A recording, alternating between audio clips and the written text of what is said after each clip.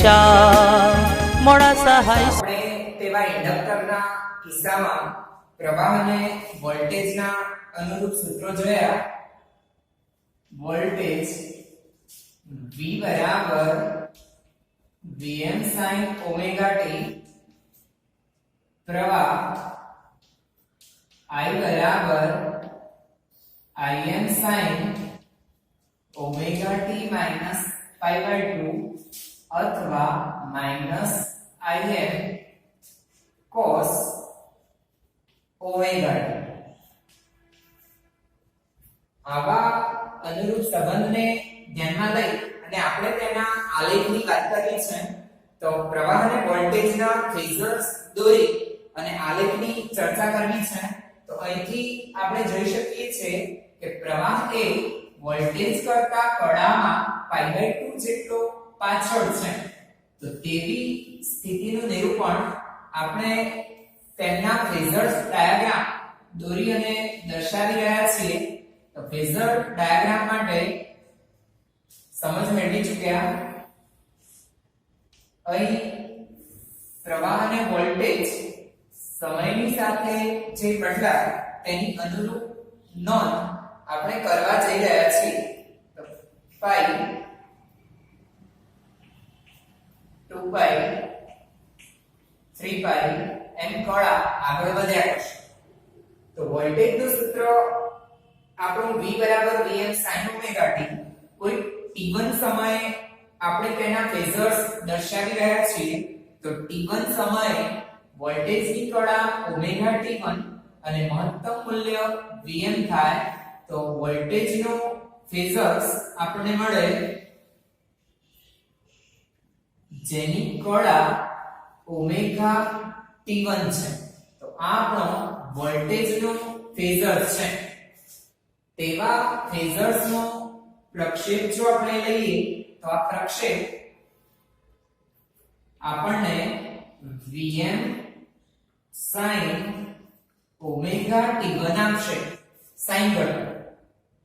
બીજી બાબત, તે જ સમય t1 સમયે વાત કરીએ તો પ્રવાહની કળા વોલ્ટેજ કરતા પાઈ બાય 2 પાછળ, એટલે વોલ્ટેજ કરતા પ્રવાહનો ફેઝર્સ Im જેટલા મૂલ્યનો પણ પાઈ બાય 2 જેટલો પાછળ હોવાથી આપણો પ્રવાહનો ફેઝર્સ તૈયાર થાય. આ ખૂણો ઓમેગા t1 એટલે આ ખૂણો omega t1 minus pi by 2 અથવા પાઈ બાય 2 માઈનસ ઓમેગા t1 એટલો તેનો અનુરૂપ ખૂણો થશે. અને તેના પરથી તેનો ઘટક પણ આપણે લઈ શકીએ.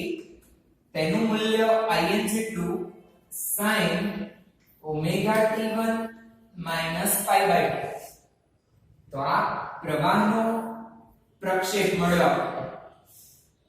તે અનુરૂપ સ્થિતિ માટે સૌપ્રથમ વોલ્ટેજનો આલેખ દોરીએ. તો વોલ્ટેજનું સૂત્ર અવરોધના સૂત્રમાં હતું તે જ Vm sin ઓમેગા t છે. તેથી વોલ્ટેજના આલેખને આપણે કોઈ જ પરિવર્તિત કરવા માંગતા નથી. તે સાઇન વિધેય મુજબ સમયની સાથે આ પ્રમાણે બદલાયા કરે છે. તો આ છે આપણો વોલ્ટેજનો આલેખ V. વોલ્ટેજ સમયની સાથે સાઇન વિધેય મુજબ બદલાય છે. તો કોઈ ઓમેગા t1 કળા હોય ત્યારની સ્થિતિની આપણે નોંધ કરી રહ્યા છીએ. ઓમેગા t1 કળા. તો આ વોલ્ટેજ અહીં પહોંચ્યો છે. હવે તે જ કળા વખતે એટલે કે t1 સમયે પ્રવાહની વાત કરીએ તો પ્રવાહ અહીં છે. જ્યારે વોલ્ટેજ અહીંયા છે ઓમેગા t1 એની કળા t1 સમયે, તો પ્રવાહનું બિંદુ અહીં આપણને મળે. તેથી પ્રવાહનો આલેખ અહીંથી આપણે દર્શાવી રહ્યા છે. જ્યારે આપણી આ અનુરૂપ સ્થિતિને ધ્યાનમાં લઈશું, બંને વચ્ચેનો ખૂણો 90 છે પાઈ બાય 2. એટલે બંનેમાં π/2 નો તફાવત આપણને જોવા મળશે. તો π/2 ના એ તફાવતને અનુરૂપ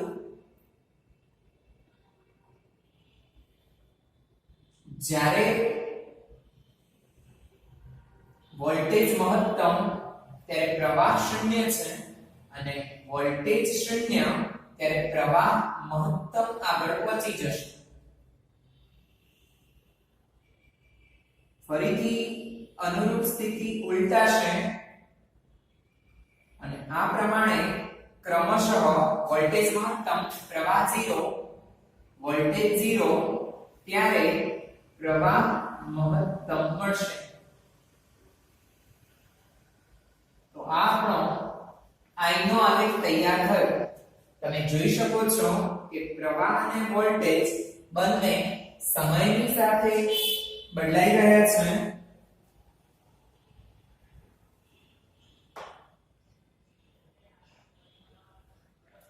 તો પ્રવાહ અને વોલ્ટેજ બંને સમયની સાથે આ પ્રમાણે બદલાય છે અને બંને વચ્ચે π/2 જેટલો કળા તફાવત છે. કળા તફાવત π/2 જેટલો મળે છે. વોલ્ટેજ મહત્તમ તો પ્રવાહ 0 અને પ્રવાહ મહત્તમ તો વોલ્ટેજ 0 જોવા મળશે. આ પ્રમાણે ક્રમશઃ ફેઝર્સ ફર્યા કરશે અને પ્રવાહ અને વોલ્ટેજના અનુરૂપ આલેખ આ પ્રમાણે દોલનો કરતા આપણને જોવા મળશે. તો જુદી જુદી આપણી ઘટકોની સ્થિતિ માટે પ્રવાહ અને વોલ્ટેજના ફેઝર્સ દોરી અને I વિરુદ્ધ V ના આલેખ આપણે તૈયાર કરી શકીએ છીએ. આપણે આવા કિસ્સામાં એટલે કે ઇન્ડક્ટરને જ્યારે AC વોલ્ટેજ લાગુ પાડ્યા હોય ત્યારે પાવરની વાત કરવી છે. તો માત્ર ઇન્ડક્ટર ધરાવતા પરિપથમાં પાવરનું સૂત્ર મેળવો તેવો આપણો પ્રશ્ન થાય. તો તેના માટે તત્કાલીન વોલ્ટેજ અને તત્કાલીન પ્રવાહ તેના સૂત્રો આપણે જાણીએ છીએ. V Vm sin ωt અને તત્કાલીન પ્રવાહ I Im sin ωt π/2 કે Im cos ωt. આવા આ સંબંધને અનુરૂપ આપણે તત્કાલીન પાવર પહેલા નોંધી શકીએ. માત્ર ઇન્ડક્ટર ધરાવતા AC પરિપથમાં t સમયે તત્કાલીન પાવર સ્મોલ p કહીશું. તો p vi સંબંધને અનુરૂપ v Vm sin ωt અને I આ અને એ જ પ્રમાણે Im cos ωt આ તત્કાલીન પાવર થશે. પણ આપણે વાત કરવી છે સરેરાશ પાવર એટલે કે એક આવર્ત પરનો સરેરાશ. તેથી એક આવર્ત પરનો સરેરાશ પાવર એટલે જ વાસ્તવિક પાવર. કેપિટલ P બરાબર સ્મોલ p નું સરેરાશ. પાવરનું સરેરાશ મેળવવા આ પદનું સરેરાશ લેવું પડે. સરેરાશ minus Im Vm cos ωt sin ωt નું સરેરાશ. અહીં માઈનસ ચિહ્ન સરેરાશમાંથી બહાર લેશું એટલે પ્લસ થાય. Im નું સરેરાશ Vm નું સરેરાશ અને સરેરાશ sin ωt cos ωt. પરંતુ ત્રિકોણમિતીય સૂત્રને યાદ કરી રહ્યા છીએ. sin 2θ sin 2θ બરાબર 2 sin θ cos θ મુજબ sin ωt cos ωt બરાબર sin 2 ઓમેગા t બાય 2 લેતા sin થીટા cos થીટા બરાબર cos 2 થીટા ભાગ્યા 2 સંબંધ મુજબ આના બદલે આ પરિણામ મૂકી શકાય માટે p બરાબર in નું સરેરાશ in vm નું સરેરાશ vm અને સરેરાશ sin 2 omega t by 2 im અને vm અચળ છે તેથી તેનું સરેરાશ તેનું તેજ મળશે વળી sin 2 ઓમેગા t બાય 2 એમાં 2 તેને બહાર લઈએ તો im vm by 2 sin 2 omega t પરંતુ આપણે અગાઉ ચર્ચા કરી ચૂક્યા કે sin 2 ઓમેગા t નું એક આવર્ત પરનું સરેરાશ શૂન્ય મળે પરંતુ sin 2 ઓમેગા t બરાબર 0 લેતા p બરાબર 0 તેથી માત્ર ઇન્ડક્ટર ધરાવતા પરિપથમાં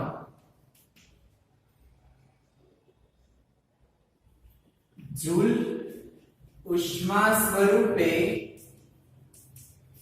કોઈ જ પાવર વ્યય થતો નથી તો પાવર વ્યય 0 છે જ્યારે પ્રાપ્તિ સ્થાનમાંથી ઊર્જા મળતી હોય ત્યારે ઇન્ડક્ટરનું ચાર્જિંગ થાય છે અને જ્યારે ઊર્જા મળવાની બંધ થાય ત્યારે ઇન્ડક્ટરનું ડિસ્ચાર્જિંગ થાય છે તો આમ ઇન્ડક્ટરનું ચાર્જિંગ ડિસ્ચાર્જિંગ થાય છે પણ કોઈ પણ પ્રકારની ઊર્જાનો વ્યય એટલે કે પાવર 0 આપણને આ પરિપથમાં જોવા મળે છે માત્ર ઇન્ડક્ટરનું ચાર્જિંગ અને ડિસ્ચાર્જિંગ જોવા મળે છે આ બાબતને આપણે આકૃતિ દ્વારા વિવિધ કિસ્સાઓને અનુરૂપ સમજી શકીએ છીએ તો તેવી વિવિધ સ્થિતિને આપણે પ્રવાહ વોલ્ટેજ ફ્લક્સ પાવર સમયની સાથે કઈ રીતે બદલાઈ રહ્યા છે તેને આલેખ દ્વારા અને તેની અનુરૂપ સ્થિતિ દ્વારા સમજવા છે તે જોઈએ આ ઇન્ડક્ટરના ચાર્જિંગ ડિસ્ચાર્જિંગ મુજબ પ્રવાહ અને વોલ્ટેજ પાવર તેની સમજ મેળવવા માટે આપણે ચારેક સ્થિતિની વાત કરી રહ્યા છીએ તો આ છે આપણી પ્રથમ સ્થિતિ કે જેમાં આ ઇન્ડક્ટર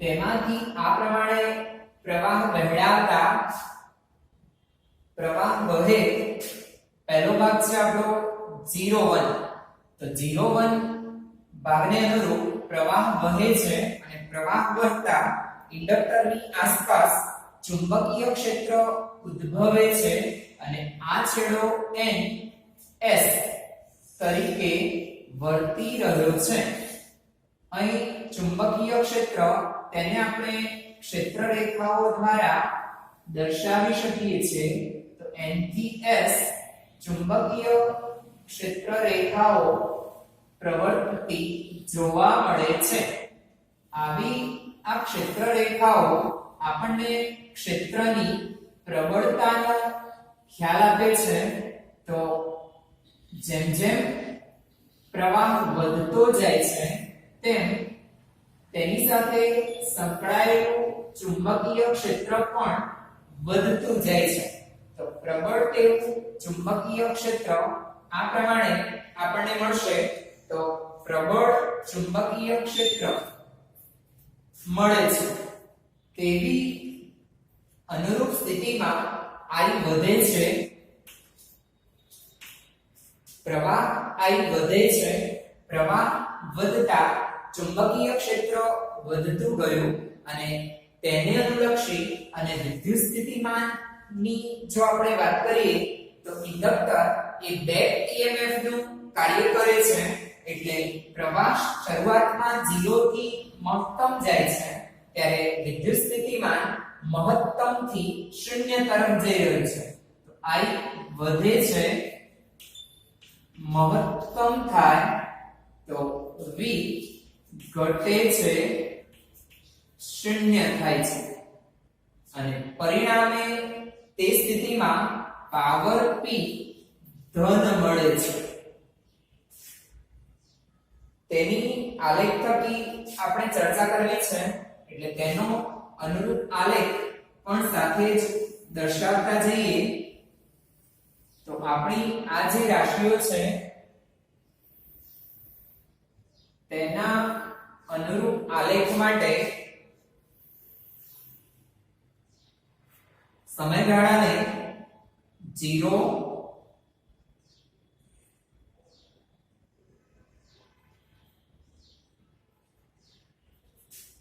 1 2 3 4 આમ ચાર ભાગમાં આપણે વહેંચ્યો છે એટલા માટે કે પ્રવાહ એ વોલ્ટેજ કરતા π/2 જેટલો પાછળ છે એટલે કે આવર્તકાળ કરતા ચોથા ભાગનો સમય બંને વચ્ચે લાગશે. તો એવા એ સ્થિતિને આપણે ચાર ભાગમાં અહીં દર્શાવીશું. તો આવા આ ચાર ભાગને અનુરૂપ આપણે આલેખ દોરવો છે. તો પહેલો ભાગ છે તેના માટે આપણે ચારે આકૃતિ 0 થી 1 ની જોઈ તેવી 1 થી 2 2 થી 3 અને 3 થી 4 ની પણ જોઈ લઈએ. ત્યાર પછીની સ્થિતિમાં પ્રવાહ ઘટે છે. તો પ્રવાહ ઘટતો જાય. સૌપ્રથમ આમાં પ્રવાહનો આલેખ હું તમને દર્શાવું જેથી તમે સરળતાથી અન્ય રાશિઓની માહિતી મેળવી શકો.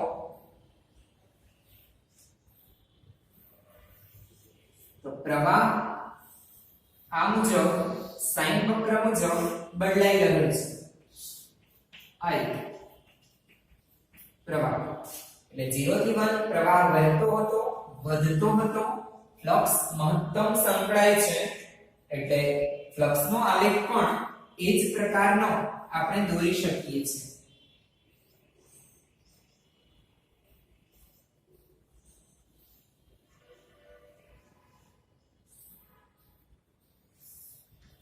હાય ફ્લક્સ અન્ય સ્થિતિની સમજ મેળવતા પહેલા તેની આકૃતિઓ તૈયાર કરીએ. તો હવે ઇન્ડક્ટરમાંથી વહેતો પ્રવાહ ઘટે છે.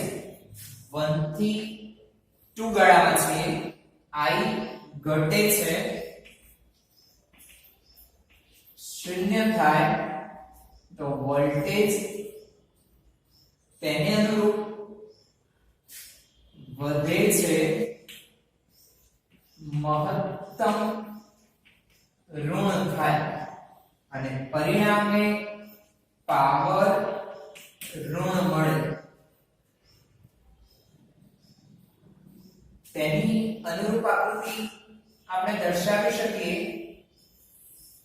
અહીં પણ ns જ છે પણ પ્રવાહ ઘટતા ચુંબકીય ક્ષેત્ર ઘટે છે તેથી ક્ષેત્ર રેખાઓ પહેલા કરતા ઓછી દોરવાની છે. તો ક્ષેત્ર રેખાઓ ઓછી દોરીશું, સંખ્યા ઘટાડીએ છીએ. પ્રવાહ ઘટી રહ્યો છે, 0 થાય. તેનાથી આગળની સ્થિતિ તો 2 થી 3 સમયગાળાને અનુરૂપ ઇન્ડક્ટરમાં વહેતા પ્રવાહની દિશા પહેલા જે હતી તેના કરતા ઉલટાઈ છે. એટલે અહીં A થી B હતી, હવે પ્રવાહ B થી A તરફ વહે છે. સમય છે આપણો 2 થી 3. તો B થી A પ્રવાહ વહે તો તેને અનુલક્ષી અને પહેલા કરતા ઇન્ડક્ટરમાં ચુંબકીય ધ્રુવો ચુંબકત્વ ઉલટાય છે અને પરિણામે ચુંબકીય ક્ષેત્ર રેખાઓ પ્રવાહ વિરુદ્ધ દિશામાં વધતો જાય એમ ચુંબકીય ક્ષેત્ર રેખાઓ વધતી જાય છે અને ઇન્ડક્ટરમાં ઊર્જા સંગ્રહ થાય છે. તો આમ બાહ્ય એસી ઊર્જા ખર્ચાતી જાય છે અને સ્ત્રોતની એ ઊર્જાનું રૂપાંતરણ ઇન્ડક્ટરમાં ચુંબકીય ક્ષેત્રના સ્વરૂપમાં જોવા મળે છે. તો હવે I શૂન્યથી વધે પણ ઋણ છે વિરુદ્ધ દિશા. વોલ્ટેજ તેને અનુરૂપ મહત્તમથી શૂન્ય થાય અને વોલ્ટેજ પણ ઋણ છે, તેથી પાવર ધન મળે છે બંને ઋણ હોવાના કારણે. તેનાથી આગળ વધીએ તો 3 થી 4 સમયગાળાની સ્થિતિમાં ઇન્ડક્ટરમાંથી વહેતો પ્રવાહ B થી A અને ક્રમશઃ પ્રવાહ ઘટે છે. પ્રવાહ ઘટતા ચુંબકીય ક્ષેત્ર રેખાઓ ક્રમશઃ ઘટતી જાય છે. તો N થી S ચુંબકીય ક્ષેત્ર રેખાઓ પ્રવર્તે છે અને તે ક્ષેત્ર રેખાઓ ઘટે છે. એટલે I મહત્તમથી શૂન્ય થાય, ઋણ પ્રવાહ ઋણ છે. V શૂન્યથી મહત્તમ થાય તે ધન છે, તેથી પાવર P ઋણ મળે. અહીં A અને B કિસ્સામાં પહેલી બે આકૃતિમાં જે ધ્રુવીયતા હતી NS NS તેના કરતા અહીં પોલારિટી ધ્રુવીયતા ઉલટાય છે. બીજી બાબત, અહીં બંને ઋણ એટલે પાવર ધન, અહીં પ્રવાહ ધન અને વોલ્ટેજ ઋણ, તેથી પાવર ઋણ. પહેલા ભાગમાં પ્રવાહ ધન, વોલ્ટેજ પણ ધન એટલે પાવર ધન છે. બીજી બાબત, પહેલી આકૃતિમાં એસી વોલ્ટેજના કારણે ઇન્ડક્ટર ચાર્જ થાય છે, તો પ્રાપ્તિ સ્થાન વડે ઇન્ડક્ટરનું ચાર્જિંગ એટલે ઊર્જાનું શોષણ કહીશું. બીજા કિસ્સામાં ઇન્ડક્ટરનું ડિસ્ચાર્જિંગ થાય છે. ઇન્ડક્ટરનું ડિસ્ચાર્જિંગ એટલે કે ઊર્જા સ્ત્રોતને પાછી મળે છે. ત્રીજા કિસ્સામાં ઇન્ડક્ટરનું ચાર્જિંગ એટલે કે સ્ત્રોતમાંથી ઊર્જા શોષણ, તો ઇન્ડક્ટર ઊર્જાનું શોષણ કરે છે. અને ચોથા ભાગમાં ફરીથી ઇન્ડક્ટરનું ડિસ્ચાર્જિંગ એટલે કે સ્ત્રોતને ઊર્જા પાછી મળે. તો આમ આપણી અનુરૂપ સ્થિતિમાં પહેલામાં પ્રવાહ વધતો ગયો, મહત્તમ થયો, ફ્લક્સ પણ વધતું ગયું. બીજામાં પ્રવાહ ઘટતો ગયો, ફ્લક્સ ઘટતું ગયું. ત્રીજા ભાગમાં પ્રવાહ વિરુદ્ધ દિશામાં વધતો ગયો, ફ્લક્સ વધતું ગયું. અને ચોથા ભાગમાં પ્રવાહ ઘટીને શૂન્ય થયો, ફ્લક્સ પણ શૂન્ય થયો. અહીં માત્ર ઇન્ડક્ટર ધરાવતો પરિપથ હોવાના કારણે વોલ્ટેજ, પ્રવાહ જ્યારે શૂન્ય હોય ત્યારે વોલ્ટેજ મહત્તમ છે અને પ્રવાહ મહત્તમ ત્યારે વોલ્ટેજ શૂન્ય થાય છે. ક્રમશઃ પ્રવાહ શૂન્ય થાય ત્યારે વોલ્ટેજ મહત્તમ થાય છે. પ્રવાહ મહત્તમ થતા વોલ્ટેજ શૂન્ય થાય છે. પ્રવાહ શૂન્ય થતા વોલ્ટેજ મહત્તમ થાય છે. તો આ આપણો વોલ્ટેજનો આલેખ થશે. વોલ્ટેજ V બંને વચ્ચે π/2 નો કડા તફાવત છે. એક આવર્તકાળનો ચોથો ભાગ આપણે લીધો છે બંને વચ્ચે t/4 જેટલા સમયગાળાની ગેપ જોવા મળે છે તેને અનુરૂપ પાવરનો આલેખ દોરીએ તો 0 થી 1 માં પાવર ધન શરૂઆત પાવર 0 અહીં પણ વોલ્ટેજ 0 એટલે પાવર 0 વચ્ચેના ભાગમાં પાવર મહત્તમ થાય છે ફરીથી પાવર બીજા ભાગમાં ઇન્ડક્ટર ડિસ્ચાર્જ થાય પાવર ઋણ મળે છે ફરીથી પાવર ધન મળે છે અને પાવર ઋણ મળે છે આ આલેખ પાવર p નો થશે પાવર ધન ઋણ ધન ઋણ મળ્યા કરશે આપણે આવી આ વિવિધ રાશિઓ તેને આ પ્રમાણે દર્શાવી શકીએ છીએ પાવર માટેના આ આલેખનો પડછાયા સ્વરૂપ માહિતી લેવી હોય તો આ આલેખ એ પાવરની માહિતી આપણને આપે છે છેવટે સમગ્ર ઘટનામાં સરેરાશ પાવર લઈએ તો t/4 માં ધન t/4 માં ઋણ t/4 માં ધન t/4 સમયગાળામાં ઋણ એટલે ટોટલ પાવર સરેરાશ પાવર 0 મળે છે તો આમ ઇન્ડક્ટરનું ચાર્જિંગ ડિસ્ચાર્જિંગ થઈ અને એક આવર્તકાળ જેટલા સમયમાં સરેરાશ પાવર 0 થાય છે બીજું ઉદાહરણ 25 મિલી હેનરીના એક શુદ્ધ ઇન્ડક્ટરને 220 વોલ્ટના સ્ત્રોત સાથે જોડેલ છે જો સ્ત્રોતની આવૃત્તિ 50 હર્ટ્ઝ હોય તો ઇન્ડક્ટિવ રિએક્ટન્સ અને પરિપથનો RMS પ્રવાહ શોધો ઇન્ડક્ટર માટે ઇન્ડક્ટન્સ 25 મિલી હેનરી વોલ્ટેજ કાપિસ્તાનના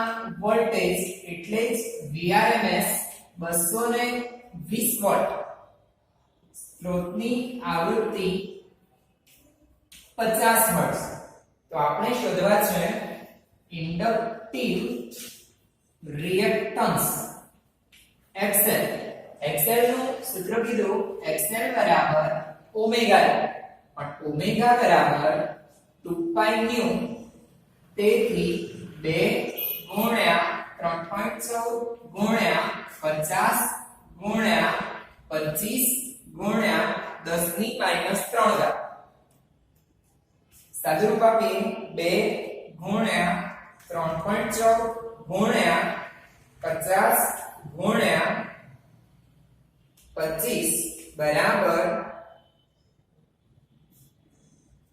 7850 10 ની -3 એટલે 7.85 ઓહ્મ તેને અનુરૂપ પરિપથનો RMS પ્રવાહ તો પરિપથનો RMS પ્રવાહ IRMS બરાબર VRMS upon XL VRMS 220 અને XL 7.85 તો 220 ભાગ્યા 7.85 28 એમ્પિયર થશે